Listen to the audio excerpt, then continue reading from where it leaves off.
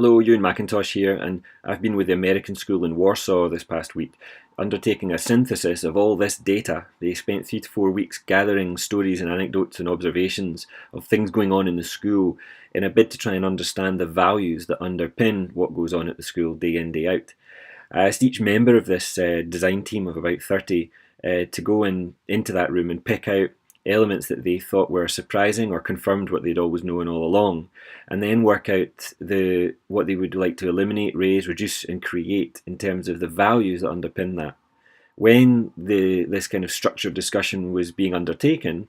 I also encouraged them to go around to see other teams and be like human photocopiers, gathering what the other teams had concluded they might eliminate, raise, reduce, and create.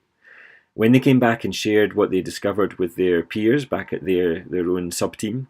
we were able to transfer the top 15 to 20 underpinning values onto some hexagons. And using those yellow hexagons, they were able to have a set of structured monologues where one person in the team would tell a story using the hexagons of how they felt all these values pinned together. The others would listen and be able to ask clarifying questions.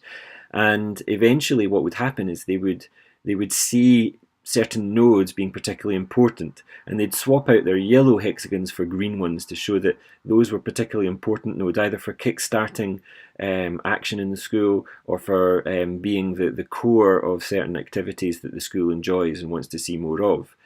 What was interesting is seeing how much repetition there was in those green areas. And when I asked them to jump onto a shared Google Doc, all 30 people, and start telling the stories behind those values, we discovered that there was a long list of about 14 potential values initially.